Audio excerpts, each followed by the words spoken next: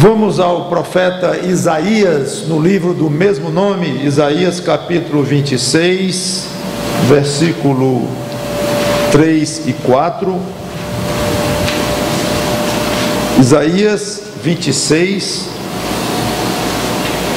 versículos 3 e 4.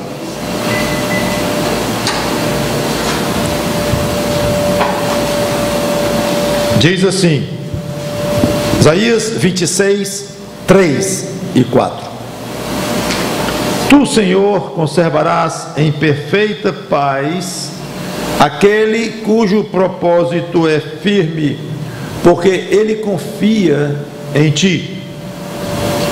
Confiai no Senhor perpetuamente, porque o Senhor Deus é uma rocha eterna. Vamos parar aqui.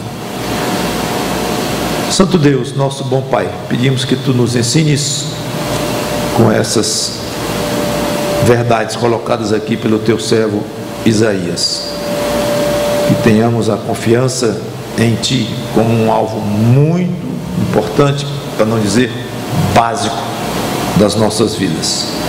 Em nome do Senhor Jesus Cristo te peço e te agradeço. Amém. É um capítulo muito bonito este 26 de Isaías, em que o profeta ele envolve aqui a adoração pessoal com atributos de Deus e fala do reino que Deus vai instituir na terra. Muito bonito. Mas eu vou isolar só os versículos 3 e 4 sem risco de tirar do contexto, porque esses dois versículos falam de aspectos da pessoa de Deus e de um apelo que ele faz para as pessoas. Então não tem problema tirar aqui só esses dois versículos, não vai ter prejuízo para o que eles significam de hipótese alguma.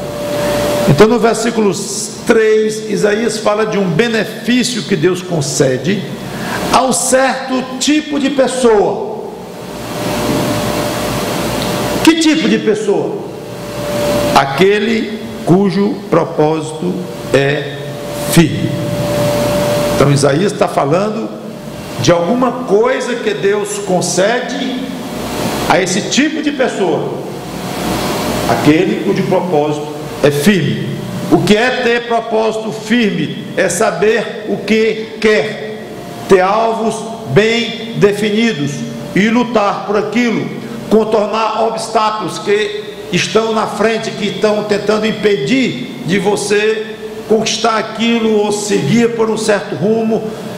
É mais ou menos como se usa a expressão, pessoas que dizem assim: eu não abro mão, eu insisto com isso, é assim que eu quero, é por aqui que eu vou seguir, em qualquer área da vida, expressão bem geral. Então eu quero assim, eu estou firme no meu objetivo quanto a assunto tal e tal.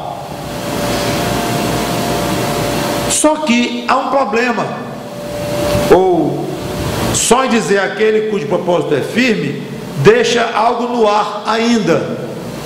É que alguém pode ter um propósito firme, mas ser um propósito mau.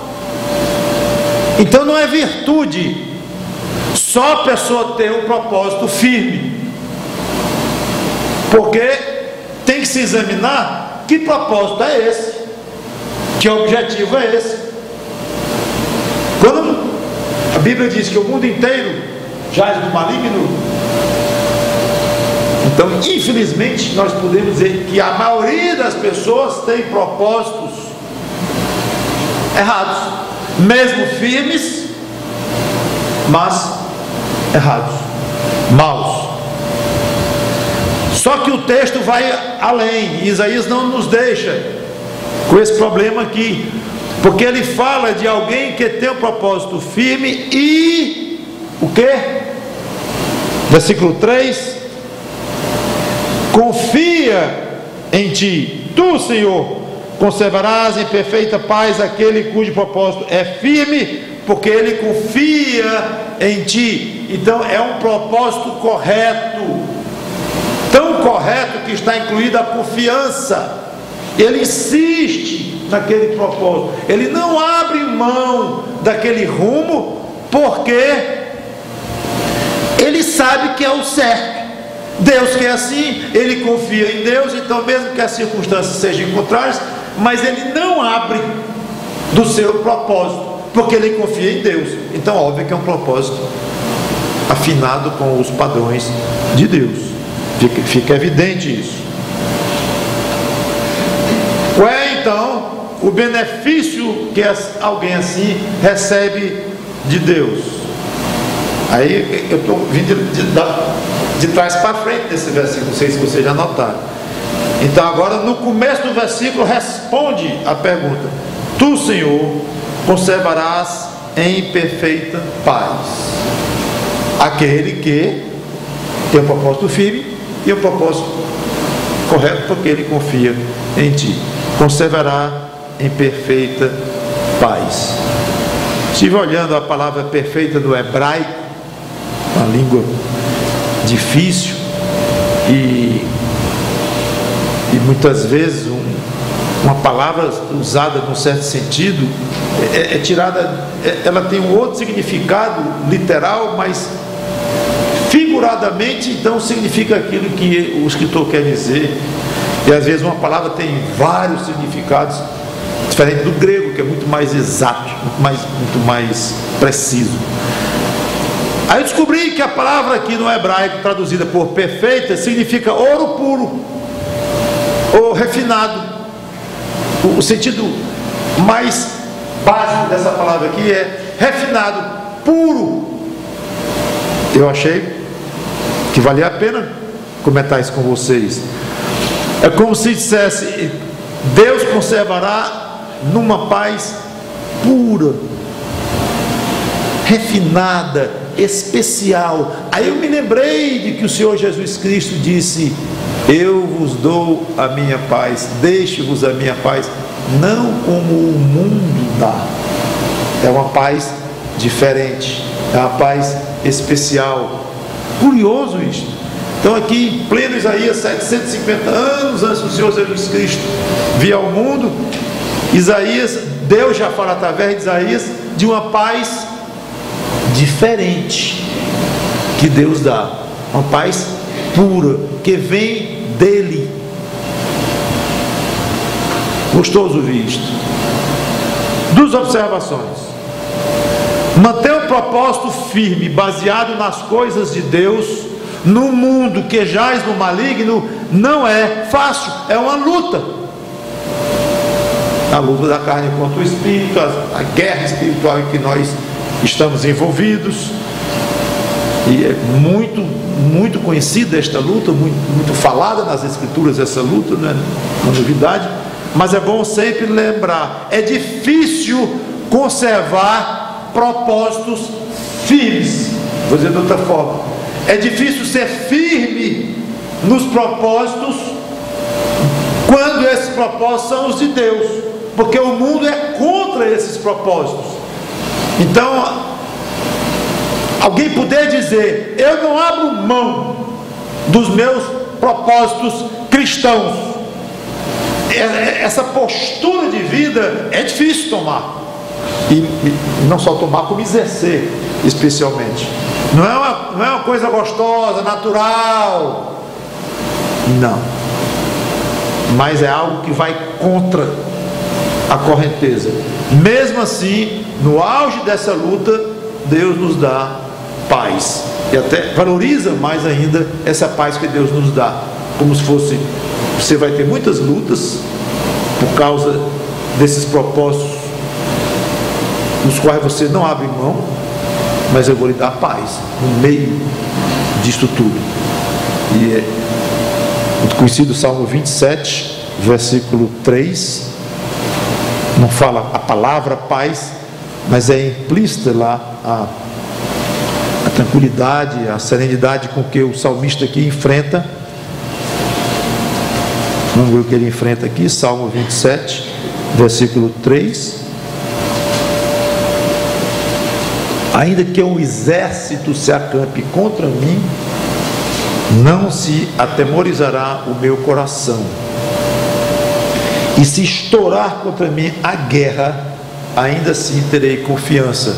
Então não fala exatamente a palavra paz, mas mostra a tranquilidade que o salmista aqui, Davi, está enfrentando, mesmo no meio de guerras, exércitos contra ele. Ele encontra uma serenidade interna muito grande. E eu faço analogia com a luta que nós temos nesse mundo por mantermos propósitos firmes, propósitos de Deus. É muito fácil abrir mão deles. Digo muito fácil, deixe-me corrigir, é muito tentador, e acabamos muitas vezes por tropeçar nesta tentação de abrir mão, porque tudo fica mais fácil. Tudo fica mais fácil aqui no mundo quando a gente abre mão dos propósitos, quando não diz assim: eu fico aqui e não abro, mas você abre. É mais fácil, os amigos vêm em maior quantidade, as coisas no trabalho talvez fiquem mais fáceis, é menos duro, mas é ilusório. E a paz que vem por abrir mão dos propósitos de Deus, ela vem uma certa paz, mas essa é enganosa, é provisória, é uma paz esquisita, é uma paz que não dá paz, uma paz que não dá paz, é um arremedo de paz. Essa não presta. A paz que nós devemos realmente procurar é no meio das dificuldades levantadas contra nós, quando nós ficamos pé. Não abro mão dos propósitos de Deus na minha vida. Não abro mão. Ah, pai, você vai sofrer aqui, mas eu vou ter paz. Talvez você possa pensar: mas pastor, nas batalhas aqui na vida eu não tenho sentido tanta paz não. Não, eu vou ser franco, é quase o contrário. No meio conturbado internamente, pastor, eu não tenho tido paz não. E eu tenho mantido os propósitos de Deus na minha vida, ou pelo menos tentado. Eu teria duas sugestões. Cada caso é um caso. Se alguém chegasse para conversar comigo com essa colocação: pastor, eu acho que estou sendo correto na minha vida como crente, mas não estou tendo paz, é um turbilhão aqui dentro, umas dúvidas, uma angústia, eu não estou tendo paz. Eu iria conversar muito com essa pessoa, claro, para poder tentar ajudá-la e ver o que poderá estar acontecendo para ela mesma concluir. Eu ia levantar algumas questões, então, baseado no que eu ouviria do irmão ou da irmã. Então cada caso é um caso, mas eu gostaria de colocar duas sugestões aqui para alguém que está no meio da luta por ter bons propósitos de Deus, e mesmo assim não ter paz. Primeira sugestão: pense bem, talvez seus propósitos não estejam assim tão firmes quanto você está pensando. Porque você diz: não, os meus propósitos estão firmes nas coisas de Deus. Vem cá, como é que você está reagindo nisso? Me conte aqui como é que foi assim, foi assado. Aí talvez a pessoa, pensando mais profundamente, ou falando para poder pensar melhor, poderíamos descobrir que esses propósitos estão meio frouxos. Em tese, sim.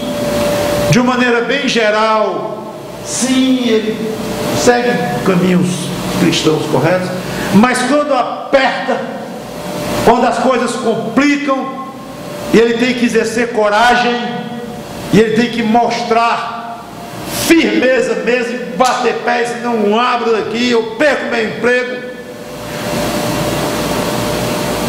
eu tenho prejuízo tal ou tal, mas eu não vou abrir mão, não. Talvez nesses momentos, alguém que não está sentindo paz, talvez o motivo de não sentir paz, essa pessoa, é porque está abrindo mão mais fácil do que pensa. Para você pensar, como é que está a sua firmeza nisto. Segundo, apesar de bem intencionado e você estar com propósito de fato bem firmes. Talvez ele esteja falhando na confiança em Deus, porque faz parte do perfil desta pessoa, confiar em Deus. Ele tem propósitos firmes e fica neles. Me lembrei agora dos mártires que vão desse propósito até a fogueira. A gente lê histórias de carrascos que ficam com pena do mártir cristão e chega e diz: meu amigo, só fale que Jesus não é Deus, ou a frase tal aí que a autoridade aí religiosa ou política está exigindo de você. Diga essa frase, quase com pena do outro, a fogueira ali esperando. O outro é tão firme e confia tanto em Deus que diz assim: não digo, eu não posso dizer o que você quer que eu diga contra o meu Salvador, eu não posso. Rapaz, tu és louco, tu está vendo o fim disso? Daqui a poucos minutos estará queimando numa fogueira, tua mulher ali chorando, teus filhos chorando ali, teus parentes tudo ali chorando, e tu confia num Deus desse que não vai te livrar desta fogueira ou desta espada, não vai te livrar. Tu confio. Então a confiança em Deus é fator preponderante para que nós tenhamos paz no coração. Quanto mais confiança, mais paz. Obviamente, alguém que está na beira de um fogo ou de uma morte por sentença, essa confiança em Deus não é a confiança de que Deus vai livrá-lo daquilo, porque não livra mesmo, a maioria das vezes. Às vezes ele livra, como temos o caso dos leões, da fogueira fornalha ardente e tal, mas na maioria das vezes Deus não livrou, a pessoa foi lá e morreu queimado mesmo.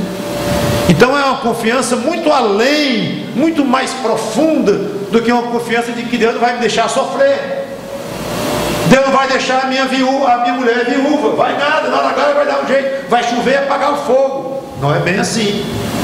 Então Deus vai deixar sua viúva com 4 filhos mesmo, porque você com 35, 40 anos de idade foi morto ali na fogueira, acabou. E a sua mulher vai passar fome, e seus filhinhos, não sei, já partiu.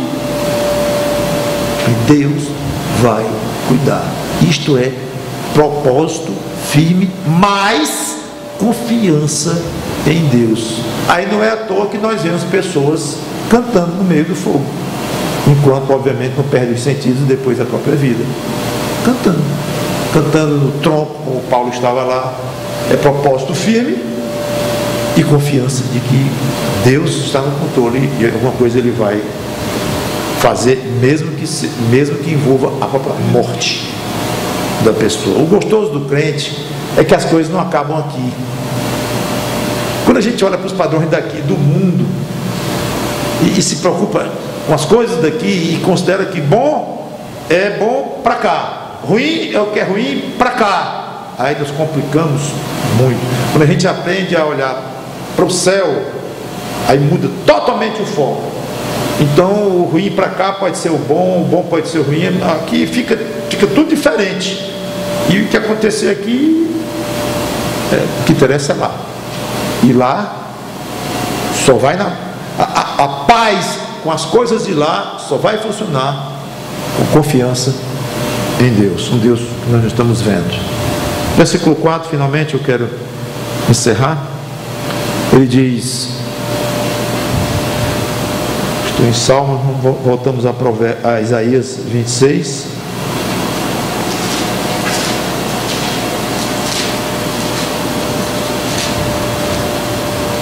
Confiai no Senhor perpetuamente, porque o Senhor Deus é uma rocha eterna.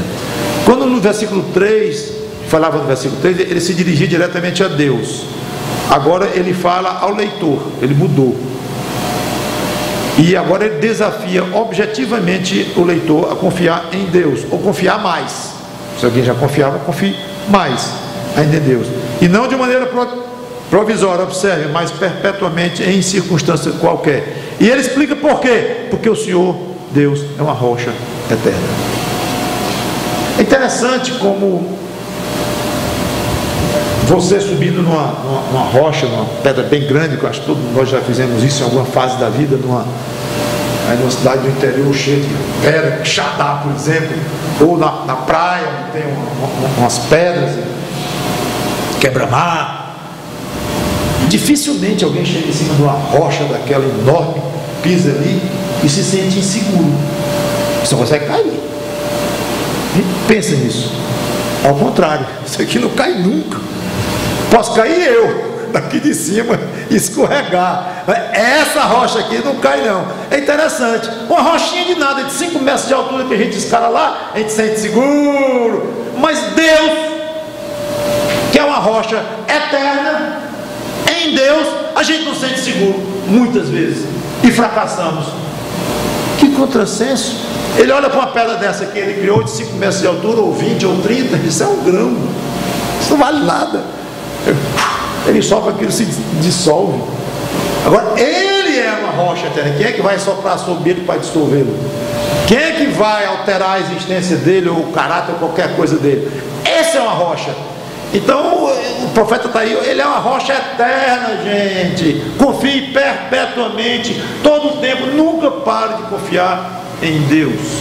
Então fica o desafio. Então eu vou aqui imaginar como se Isaías estivesse dizendo mais ou menos assim, resumindo: vocês fazem muito bem em confiar em Deus. Primeiro, porque Ele é confiável como uma rocha. Segundo, porque Ele gosta de ser confiado.